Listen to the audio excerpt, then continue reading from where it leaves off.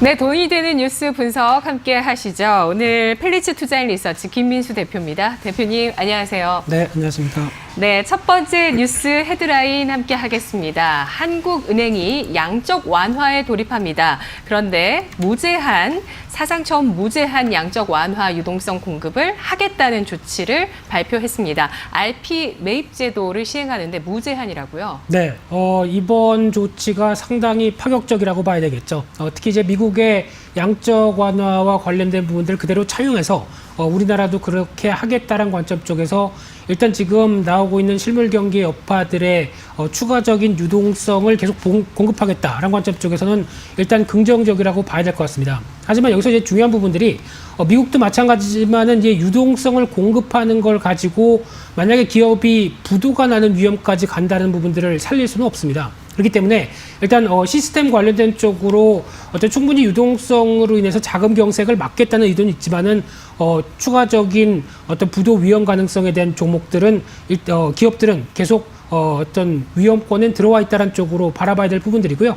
그와 관련돼서 이런 유동성을 계속 공급하겠다는 입장이다 보니까 가장 중요한 게 전통적으로는 금리 인하와 관련된 유동성 수혜 쪽의 종목들이 눈에 띈다고 봐야 될 부분들이고요.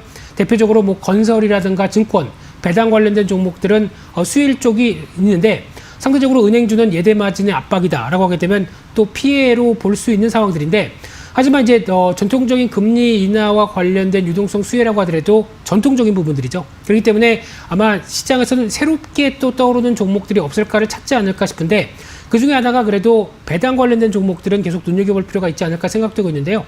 그런 쪽에서 종목은 대신증권을 말씀을 좀 드려보고 싶습니다. 특히 증권주가 그래도 그와 관련된 유동성 수혜라는 점과 함께 어느 정도 또 고배당을 계속 줬던 측면들이 높기 때문에 이에 따른 변화 계속 눈여겨볼 필요가 있을 거로 보여지고 있고요. 하지만 아직까지 증권주가 탄탄하게 오를 만한 여러 가지 환경들은 아직 좀 불안한 측면들이 있죠. 대표적으로 여전히 시장이 급락한 가운데 대표적으로 시장에 흔들리는 증권주다라는 관점 쪽으로 보게 되면 네. 일단 좀 여러 가지 부분들을 확인해야 될 것 같고요. 게다가 또 지금 아직 여전히 이어지고 있는 라임 사태와 관련돼서 증권주에 대한 파장들 여전히 도마 위에 올라 있는 상황들 쪽에서 또 하나 증권주 같은 경우는 지난 PF 관련돼서 부동산 관련된 정책 쪽에 정부의 압박들이 나오다 보니까 계속 규제가 나올 수 있다는 관점 쪽에서 봤었을 때는 부정적 영향들은 계속 실적 쪽에서 발목을 잡을 수 있다는 쪽으로 보여지고 있는데요. 하지만 지금 같은 기조 쪽에서 오히려 기회 요인들도 될 수 있다는 관점들이 거래가 늘어나기 시작을 하죠. 네. 게다가 또 개인들이 참여가 본격적으로 나오기 시작한다라고 하게 되면 개인들의 또 특징이 과거처럼 또 어떤 중소형주나 아니면 좀 매매를 빨리 움직인다라고 하게 되면 증권주 입장 쪽에서는 조금 더 길게 봤을 때 긍정적인 측면들이 나올 수 있다는 점도 염두를 하실 필요가 있을 것 같고요. 실적 같은 경우는 2017년도부터 이제 실적을 양호했다가 작년에 이제 좀 약간 꺾이기 시작합니다. 그런 쪽에서 증권주를 바라보는 시각들이 실적 관련된 부분들은 조금 더 챙겨봐야 되는 게 아니냐라는 관점들인데 하지만 실적이 좀 꺾였다고 하더라도 기존에 주던 배당의 흐름들은 유지가 된다는 관점들을 보게 되면 여전히 배당 성향은 나쁘지 않다고 봐야 될 것 같고요. 네. 특히 2018년도 기준으로 600원에 배당을 했는데 이를 계산하게 되면 배당 수익률이 7% 가까이 나오게 되는 그런 흐름들이죠. 그만큼 주가가 많이 하락했다는 부분들도 어느 정도 고배당의 매력들도 차지할 수 있겠다라는 관점들은 염두하실 필요가 있어 보입니다. 네, 알겠습니다. 한국은행이 금리 인하 사상 최저 수준의 금리 0.75로 결정한 이후에 추가적인 양적 완화에 대해서 발표했습니다. 이에 따른 유동성 확대 수혜주 증권주를 보자는 의견, 다만 부담이 남아있는 측면도 알아봤는데요. 여러 부담도 있긴 하지만 어쨌든 바로미터는 또 주식시장이 아니겠습니까? 그렇죠. 어제 양대 시장의 거래 대금이 사상 최대 일간 기준으로 기록했다는 또 소식도 나오고 있습니다. 22조 원 규모였다고 하고요. 대신증권 몇 등급으로 대응을 해볼까요? 네, 그런 어떤 거래대금 증가나 여러 가지 기대감은 높다고 하더라도 가장 중요한 게 시장이 안정이 돼야 되겠죠. 그러나 아직 변동성이 심한 상황의 시장 흐름들이다라고 하게 되면 일단 지금 당장 사기보다 여러 가지 시장의 흔들림을 이용하자라는 관점 쪽으로 말씀드리고 싶고요. 그래서 아직까지는 3등급 정도로 말씀드려보고 싶고 매수가도 조금 낮췄습니다. 한 7,700원대 정도로 낮춰보는 전략 쪽에 추가로 흔들릴 때 대응하자라는 관점으로 말씀드리고 싶고요. 목표가는 개파락이 발생했던 중기저항권 9,150원, 그리고 손절가는 6,900원으로 말씀드리겠습니다. 네, 알겠습니다. 오늘 첫 번째 뉴스 분석에서 대신증권 나왔고요. 매수 시점을 조금 늦추면서 7,700원 이하의 대응 3등급 알아봤습니다. 돈 되는 뉴스 두 번째 헤드라인 보겠습니다. 외국인 유가증권 시장을 특히 16거래일 연속 매도를 하고 있습니다. 그런 가운데 성장할 주식은 샀다라는 의견이 나오고 있는데요. 외국인 특히 IT를 버리고 있어요. 네. 성장 주식 어떤 걸 샀을까요? 네, 이 부분은 지난 시장의 맥 때 한번 다뤘던 내용들이죠. 혹시 자세하게 그때 말씀드렸기 때문에 다시 보기 한번 해보시면 좋을 것 같고요. 네. 그거 관련돼서 지금 이제 외국인들은 IT를 샀다라고 하는데 IT를 팔았다고 하는데 네. 그럴 수밖에 없는 게 시가총액 1, 2위 종목들이 거의 다 반도체 IT다 보니까 어떤 대한민국 주식을 매도한다라고 하게 되면 당연히 매물이 나올 수밖에 없겠죠. 또 그럴 수밖에 없는 게 네. 사실 지난해 초 1,100원대 원달러 환율이었는데 네. 최근에 막 우려가 커지면서 1,300원 갔잖아요. 네. 그러면 주가가 똑같아도 사실 손실을 엄청 보는 거거든요. 맞습니다. 외국인 입장에서는. 네. 그러다 보니까 할 수밖에 없죠. 예, 위험 회피 현상들이 네. 그대로 나오다 보니까 IT를 팔았다가 아니라 한국 주식을 팔았다는 게 맞다고 봐야 될 부분들이고요. 네. 그런 관점에서 봤을 때 그래도 외국인들의 매수세가 꾸준했던 종목들이 뭐냐라고 보게 되면 이 지금 통계는 나오지 않고 있지만은 약 한 10위권 정도쯤에 되는 종목 중에 하나가 펄어비스가 눈에 띕니다. 3월 달부터 하루를 제외하고 계속 순매수가 들어왔던 종목이라고 보여지고 있는데요. 왜 이런 현상들이 나오느냐라고 하게 되면 아무래도 게임주는 그래도 언택트라고 하는, 그러니까 집에서 어떤 코로나19 사태에 대비해서 그래서 집에 있는다라고 네. 하게 되면 수혜인 관점들. 그래서 NC소프트가 어느 정도 시장의 영향력 때문에 밀리다가 빠르게 좀 반전 시도하는 모습들도 같이 영향권에 들어오지 않나 생각되고 있는데요. 그런 관점으로 봤을 때 특히 이제 검은 사막이라고 하는 3년째 계속 어떤 인기를 유지를 하고 있는 쪽의 검은 사막 모바일이 아무래도 이번에 중국 판호와 관련된 쪽에 기대감은 남아있다라고 봐야 될 것 같고요. 네. 저는 신작 PC 온라인 게임이 올해 중에 섀도우 아레나라고 나올 걸로 기대를 하고 있습니다. 근데 펄어비스의 특성상 완성도가 상당히 높은 게임들을 많이 출시하다 보니까 네. 그에 따른 기대감이 높고요.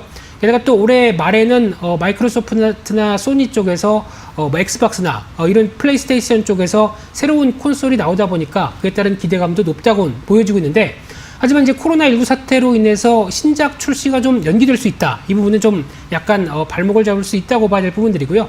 그럼에도 불구하고 작년 순이익 같은 경우 한 1,590억대, 8% 이상 증가한 모습들로 보여주고 있기 때문에 게임주 치고 시가총액이 2조 원대 정도라고 하게 되면 그렇게 비싸지는 않다는 점이 또 하나의 포인트가 아닐까 생각됩니다. 네. 알겠습니다. 언택트라는 경제가 확대되고 네. 또 그리고 클라우드 쪽도 게임 쪽에서 굉장히 또 본격화되고 있는 게 지난해부터 확인이 되고 있는데요. 펄어비스, 검은 사막이라는 강력한 IP, 중국 쪽의 진출 가능성과 또 신작이 지연될 수도 있겠지만 신작이 대기하고 있다는 점, 섀도우 아레나까지 이러한 가치들을 감안했을 때 몇 등급으로 볼 수 있을까요? 일단 최근 들어서 시장 대비해서는 좀 덜 빠졌습니다. 네. 그렇기 때문에 아마 시장에서 바로 모멘텀이 나오기보단 어느 정도 어떤 언택트가 기조가 자리 잡았을 때 나오지 않을까라는 관점 쪽에서 3등급 정도를 일단 말씀드려보고 싶고요.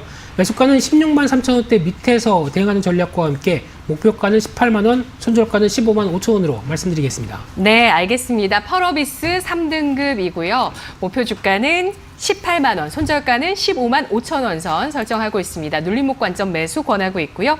세 번째, 마지막 돈 되는 뉴스 보겠습니다. 증시 안정펀드의 수혜 대형 폭락주로 이어질 것이라는 의견인데 네. 동의하시나요? 솔직히 개인적으로는 이제 증시 안정펀드가 언제 어떻게 이제 마련돼서 자금이 들어와서 이제부터 시작이다라고 할 수 있는 부분들은 좀 더 시간이 필요하지 않을까 생각되고 있고요.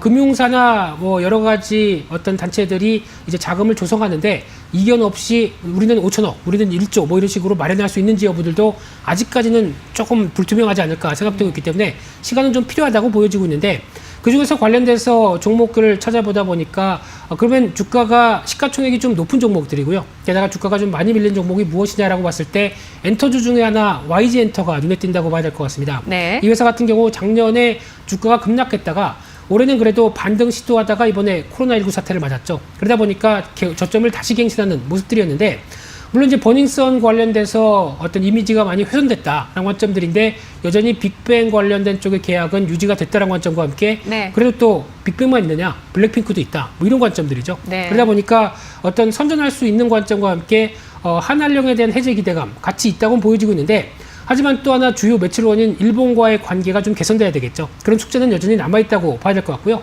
아주 중요한 부분들은 실적이 너무 2년 동안 안 좋았기 때문에 올해는 그래도 개선 가능성이 높지 않을까로 바라보면서 지금 현재로는 추정이 작년에 영업이익이 20억대, 올해는 한 230억까지 추정이 되는 만큼 네. 그에 따른 부분들이 계속 이어지는지 확인이 된다고 하게 되면 좀 더 낙폭 과대를 좀 현실화시키지 않을까 그렇게 바라보고 있습니다. 네, 뭐 지난해부터였나요? 이 엔터사들의 유튜브 실적이 네. 굉장히 본격화되면서 부각됐었는데 이러한 부분들이 사실 역풍을 맞더라도 쌓여가는 팬덤이라고 또 볼 수 있는 대목이 되겠고요. 네. 이제 또 재개하는 빅뱅의 활동, 승희 씨 때문에 좀 이미지가 많이 훼손됐지만 기다리는 팬분들도 많으시겠어요, 그렇죠? 네, 30대 중반 이상의 분들이 아닐까 생각되고 있는데 네.